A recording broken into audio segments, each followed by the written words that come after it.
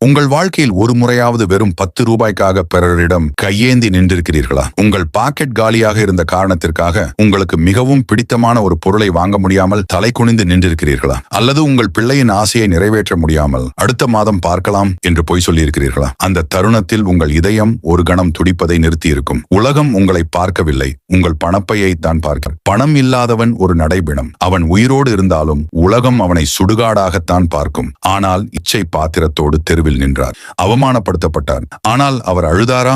இல்லை. அவர் ஒரு சபதம் செய்தார். இன்று என்னிடம் பணம் இல்லை, ஆனால் அதை உருவாக்கும் அறிவு இருக்கிறது. பலர் கேட்கிறார்கள், ஏன் கடவுள் என்னை பணக்காரனாக படைக்கவில்லை? யாருக்கும் செல்வத்தை நேரடியாக தருவதில்லை, அதற்கான வாய்ப்புகளை தான் தருகிறார். நீங்கள் ஒரு மாதம் 1 லட்சம் ரூபாய் சம்பாதிக்க ஆசைப்படுகிறீர்கள் என்றால் உங்கள் மூளை அந்த 1 லட்சம் ரூபாய்க்கான வேலையை செய்ய தயாரா? ஒரு பாத்திரத்தின் அளவு என்னமோ அவ்வளவுதான் அதுல நீரை நிரப்ப முடியும். உங்கள் தகுதி எனும் பாத்திரம் சிறியதாக இருந்தால் அதில் அதிர்ஷ்டவசமாக 1 கோடி ரூபாய் கொட்டினாலும் அது வழிந்து ஓடிவிடும். அதனால் தான் லாட்டரி அடித்தவர்கள் மீண்டும் ஏழையாகிறார்கள். அந்த வேளையில் நீங்கள் தான் சிறந்தவர், தி பெஸ்ட் என்று சொல்லும் அளவுக்கு தகுதி பெற்றுவிட்டீர்களா? அப்படி இல்லை என்றால் பணம் உங்களை தேடி வராது. முதலில் உங்கள் திறமையை தீட்டுங்கள். உலகம் உங்களுக்கு விலையை நிர்ணயிக்கும். சோம்பேறியிடம் இருக்கும் அறிவு துருப்பிடித்த வாள் போன்றது. பலரிடம் ஐடியாஸ் கோடி கணக்கில் இருக்கும், ஆனால் அதை செயல்படுத்தும் வேகம் இருக்காது. சூரியன் உதிப்பதற்கு முன் எழுந்து தன் இலக்கை நோக்கி ஓடாத ஒருவனிடம் செல்வம் தங்குவதே இல்லை. ஏன் தெரியுமா? காலம் என்பதுதான் உண்மையான பணம். ஒரு நாளைக்கு நீங்கள் செலவழிக்கும் 24 மணி நேரத்தில் எத்தனை மணி நேரத்தை சுய முன்னேற்றத்திற்காக செலவிடுகிறீர்கள்? எதிரி எப்போது வேண்டுமானாலும் தாக்கலாம், வாய்ப்பு எப்போது வேண்டுமானாலும் கதவை தட்டலாம். உங்கள் சோம்பலை நீங்கள் கொல்லாதவரை வறுமை உங்களை விட்டு போகாது. நீங்கள் தூங்கும் போது உங்கள் எதிரி உழைத்துக் கொண்டிருக்கிறான் என்பதை நினைவில் கொள்ளுங்கள். அந்த எதிரி உங்களை விட பணக்காரனாக மாறுவதில் ஆச்சரியம் ஏதுமில்லை. ஏழை என்பவன் கையில் பணம் இல்லாதவன் அல்ல, மனதில் நம்பிக்கை இல்லாதவன். ஒரு ஏழை அந்த விவசாயிக்கு ஒரு புதையல் கிடைத்தது. ஆனால் அவன் என்ன செய்தான் தெரியுமா? அதை மீண்டும் மண்ணில் புதைத்து விட்டான். ஏன்? இவ்வளவு பெரிய செல்வத்தை என்னால் கையாள முடியாது, யாராவது திருடி விடுவார்கள் என்ற பயம் அவனுக்குள் இருந்தது. உங்களுக்கு பெரிய பணம் வர வேண்டும் என்றால் முதலில் உங்கள் மனதை விரிவுபடுத்துங்கள். 1 கோடி ரூபாய் உங்கள் கையில் வந்தால் நீங்கள் பதற்றமடையக்கூடாது. அதை எப்படி பெருக்குவது என்று யோசிக்க வேண்டும். சிங்கம் பசித்தாலும் புல்லை தின்னாது. அதுபோல கஷ்டம் வந்தாலும் உங்கள் லட்சியத்தை குறைக்காதீர்கள். பெரிய கனவு காணுங்கள். அந்த கனவை தாங்கும் அளவுக்கு உங்கள் இதயத்தை பெரிதாக்குங்கள். உங்கள் வருமானம் எவ்வளவு என்பது முக்கியமல்ல, மாத இறுதியில் உங்கள் கையில் எவ்வளவு மிச்சம் இருக்கிறது என்பதுதான் உங்கள் பலம். ஒரு பானையில் ஓட்டை இருந்தால் அதில் எவ்வளவுதான் நீரை நிரப்பினாலும் அது ஒருபோதும் நிறையாது. இன்று பலரது வாழ்க்கை இப்படித்தான் இருக்கிறது. சம்பளம் வந்த அடுத்த நிமிடம் EMI, கிரெடிட் கார்டு பில், தேவையற்ற ஆடம்பரங்கள் என பணம் ஓட்டை பானை நீராய் வெளியேறுகிறது. ஒரு அரசன் தன் கஜானாவை தன் உயிரை போல காக்க வேண்டும். கஜானா காலியாக இருந்தால் உன் வீரர்கள் உனக்கு துரோகம் செய்வார்கள், உன் குடிமக்கள் உன்னை வெறுப்பார்கள். உங்கள் குடும்பத்தின் கஜானா உங்கள் கையில் இருக்கும் சேமிப்பு தான். சேமிப்பு இல்லாதவன் தன் எதிர்காலத்தை சூதாட்டத்தில் பணயம் வைக்கிறான். முதல் பகுதி அத்தியாவசியம். உங்கள் வருமானத்தில் 50% மட்டுமே உணவு, இருப்பிடம் போன்ற அடிப்படை தேவைகளுக்கு செலவிடப்பட வேண்டும். இரண்டாம் பகுதி முதலீடு. குறைந்தது 20% பணத்தை நீங்கள் விதை போல மண்ணில் புதைக்க வேண்டும். அதுதான் எதிர்காலத்தில் விருட்சமாக வளரும் முதலீடு. மூன்றாம் பகுதி பாதுகாப்பு. 15% பணம் அவசர காலத்திற்காக ஒரு ரகசிய கஜானாவில் இருக்க வேண்டும். ஆபத்து வரும்போது யாரிடமும் கையேந்தக்கூடாது. நான்காம் பகுதி தர்மம் மற்றும் இன்பம். மீதமுள்ள 15% பணத்தை சமூகத்திற்கு உதவவும் உங்கள் மன மகிழ்ச்சிக்காகவும் செலவிடலாம். வருமானத்திற்கு மிஞ்சி செலவு செய்பவன் தன் கைகளால் தன் கண்களை குத்திக் கொள்வதற்கு சமம். இன்று நீங்கள் வாங்கும் ஒரு தேவையற்ற ஆடம்பர பொருள் நாளை உங்கள் பிள்ளையின் கல்விக்கோ அல்லது உங்கள் மருத்துவ செலவிற்கோ தடையாக மாறும் என்பதை மறக்காதீர்கள். கடனை பற்றி சாணக்கியர் பேசும்போது ஒரு கொடூரமான எச்சரிக்கையை தருகிறார். கடன், தீ, நோய், இந்த மூன்றையும் சிறிதளவு கூட மிச்சம் வைக்காமல் முழுமையாக அழிக்க வேண்டும். கடன் என்பது ஒரு போதை போன்றது. முதலில் அது உங்களுக்கு வசதியாக தோன்றும், ஆனால் மெல்ல மெல்ல உங்களை அது அடிமையாக்கும். ஒரு முறை நீங்கள் வட்டி வளையத்திற்குள் சிக்கிவிட்டால் உங்கள் வாழ்நாள் முழுவதும் நீங்கள் மற்றவனுக்காக உழைக்க வேண்டியிருக்கும். கடன் வாங்கியவன் ஒருபோதும் நிம்மதியாக உறங்க முடியாது. இந்த நவீன உலகில் கிரெடிட் கார்டுகள் உங்களை செலவு செய்ய தூண்டுகின்றன. உங்களிடம் இல்லாத பணத்தை செலவு செய்வது உங்கள் கௌரவத்திற்கு செய்யும் தற்கொலை. உங்கள் கடன்களை அடைப்பதையே முதல் போராக கருதுங்கள். ஒவ்வொரு கடனும் உங்கள் சுதந்திரத்தை திருடும் ஒரு விலங்கு. அந்த விலங்குகளை உடைத்து எரியுங்கள். தேங்கி நிற்கும் நீர் அழுகிவிடும், ஓடும் நீர்தான் சுத்தமாக இருக்கும் என்பது பொன்மொழி. உங்கள் பணம் ஓடிக்கொண்டே இருக்க வேண்டும். அதாவது அது லாபத்தை தரும் இடத்தில் இருக்க வேண்டும். நிலம், தங்கம் அல்லது நேர்மையான வியாபாரம். இதில் உங்கள் பணத்தை முதலீடு செய்யுங்கள். ஆனால் ஒரு எச்சரிக்கை, தெரியாத தொழிலில் முதலீடு செய்பவன் இருட்டில் கையை விடுவதற்கு சமம். மற்றவர்கள் சம்பாதிக்கிறார்கள் என்பதற்காக ஒரு தொழிலில் இறங்காதீர்கள். அந்த தொழிலை பற்றி முழுமையாக கற்றுக்கொண்ட பிறகு ஒரு திட்டத்துடன் களமிறங்குங்கள். உங்கள் பணம் உங்களுக்காக உழைக்கத் தொடங்கும் அந்த நாள்தான் நீங்கள் நிதி சுதந்திரம் அடையும் நாள். பணத்தை சம்பாதிப்பதை விட அதை மேலாண்மை செய்வதில்தான் ஒருவனின் புத்திசாலித்தனம் அடங்கியிருக்கிறது. நீங்கள் ஒரு சாதாரண ஊழியராக இருந்தாலும் சரி அல்லது ஒரு நிறுவனத்தின் முதலாளியாக இருந்தாலும் சரி, இந்த சீகளை பின்பற்றினால் உங்கள் கஜானா ஒருபோதும் காலியாகாது. ஆனால் பணம் மட்டும் இருந்தால் போதுமா? அந்த பணத்தை வைத்து ஒரு மாபெரும் சாம்ராஜ்யத்தை, அதாவது ஒரு தொழிலை அல்லது அதிகாரத்தை எப்படி உருவாக்குவது? ஒரு சிங்கம் தன் இரைக்காக காத்திருக்காது, அது வேட்டையாட காட்டில் இறங்கும். பலரும் நல்ல காலம் வரட்டும், யாராவது உதவி செய்யட்டும் என்று காத்து கிடக்கிறார்கள். ஆனால் நீ இருக்கும் இடமே உனக்கான போர்க்களம். உன் கையில் இருக்கும் அறிவே உனக்கான ஆயுதம். ஒரு சாம்ராஜ்யத்தை உருவாக்க உங்களுக்கு கோடிக்கணக்கான பணம் தேவையில்லை. ஒரு தீர்க்கமான பார்வையும் அதை செயல்படுத்தும் துணிச்சலும் இருந்தால் போதும். உங்கள் தொழிலை தொடங்க நீங்கள் தயங்காதீர்கள். சிறியதாக தொடங்குங்கள், ஆனால் உலகையே வெல்லும் கனவுடன் தொடங்குங்கள். ஒரு தொழிலுக்கும் 100% பொருந்தும். சந்தையில் உங்கள் இடத்தை எப்படி தக்க வைப்பது என்பதற்கு நீ சமாதானம். உங்கள் வாடிக்கையாளர்களிடமும் கூட்டாளிகளிடமும் கனிவாக பேசுங்கள். ஒரு தொழிலதிபருக்கு பேச்சு திறன்தான் முதல் மூலதனம். தான கொடை சலுகை. உங்கள் வாடிக்கையாளர்களுக்கு சரியான மதிப்பை வழங்குங்கள். அவர்களுக்கு லாபம் கிடைத்தால்தான் அவர்கள் உங்களிடம் மீண்டும் வருவார்கள். பேத பிரித்தாழ்வது ரகசியம். உங்கள் தொழில் ரகசியங்களை எவருக்கும் வெளிப்படுத்தாதீர்கள். உங்கள் போட்டி நிறுவனங்களின் பலவீனத்தை தெரிந்து கொள்ளுங்கள்.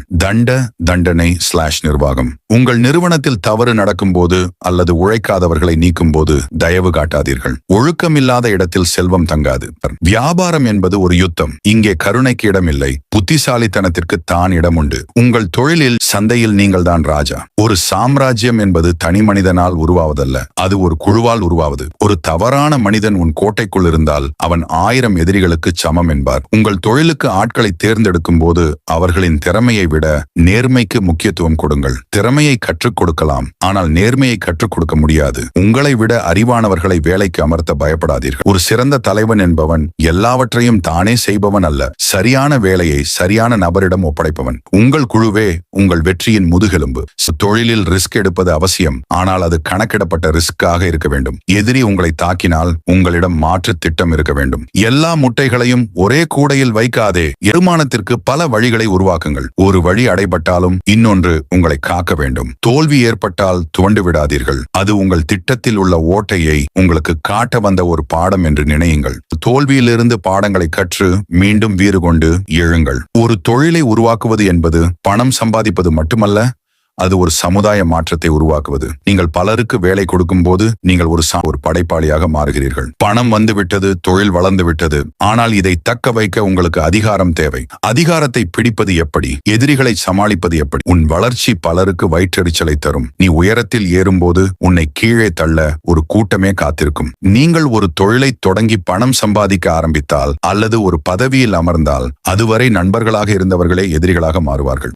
எதிரியை ஒருபோதும் சாதாரண நினைக்காதே. அவன் ஒரு சிறிய நெருப்பு துண்டு போன்றவன். கவனிக்காவிட்டால் உன் சாம்ராஜ்யத்தையே எரித்து விடுவான். ஆனால் எதிரியை கண்டு பயப்படாதீர்கள். எதிரி என்பவன் உங்கள் பலத்தை நீங்களே சோதித்து பார்க்க பிரபஞ்சம் அனுப்பிய ஒரு கருவி. அவர்களை எப்படி சமாளிப்பது என்பதில்தான் உங்கள் புத்தி அடங்கியிருக்கிறது. உன் திட்டங்களை உன் நிழலுக்கு கூட தெரியப்படுத்தாதே. உங்கள் எதிரி உங்களை தாக்க திட்டமிடும் போது நீங்கள் என்ன செய்கிறீர்கள் என்றே அவனுக்கு தெரியக்கூடாது. பலர் செய்யும் தவறு ஆத்திரத்தில் கத்துவது அல்லது சமூக வலைதளங்களில் சவால் விடுவது.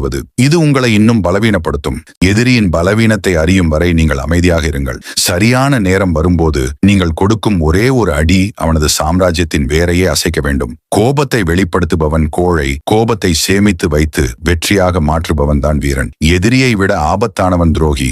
எதிரி முன்னே நின்று தாக்குவான், ஆனால் துரோகி பின்னால் இருந்து குத்துவான். உங்களை சுற்றி எப்போதும் புகழ்பவர்களை நம்பாதீர்கள். உன் முகத்திற்கு முன்னால் புகழ்பவன் உன் முதுகுக்கு பின்னால் குழி பறிப்பான்.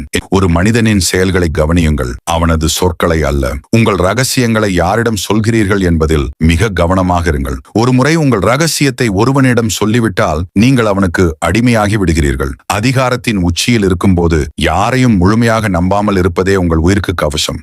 எதிரி எவ்வளவு பலசாலியாக இருந்தாலும் அவனிடம் ஒரு பலவீனம் இருக்கும். அந்த பலவீனத்தை அவனுக்கு தெரியாமலே அவனுக்கு எதிராக திருப்புங்கள். இன்றைய நவீன உலகில் விஷக்கன்னிகைகள் என்பவர்கள் வெறும் பெண்கள் மட்டுமல்ல, அது பேராசை, மது, சூதாட்டம் என எதுவாகவும் இருக்கலாம். உங்கள் எதிரி எதற்கு அடிமையாக இருக்கிறான்? அவனது ஈகோ எங்கே இருக்கிறது? அவனது பயம் எது? இதை கண்டறிந்தால் நீங்கள் ஆயுதம் எடுக்காமலேயே அவனை வீழ்த்தலாம். ஒரு பாம்பை விட ஒரு தந்திரவாதி ஆபத்தானவன். என் மூளையோடு விளையாடுங்கள், அவனது உடலோடு அல்ல. பலர் சொல்வார்கள் மன்னிக்க தெரிந்தவனே மனிதன் என்று. ஆனால் அரசியலில் மன்னிப்பு என்பது தற்கொலைக்கு சமம். ஒரு முறை உங்களை துளைக்க வந்த பாம்பிற்கு நீங்கள் பால் வார்த்தால் அது மீண்டும் உங்களை கடிக்கவே வரும். உங்களை திருத்த முடியாத ஒரு எதிரியை நீங்கள் முழுமையாக வீழ்த்த வேண்டும். அவனுக்கு மீண்டும் ஏழத் தெம்பு இருக்கக்கூடாது. தர்மத்தின் வழியில் நின்று நீங்கள் செய்யும் போர் அநீதி ஆகாது.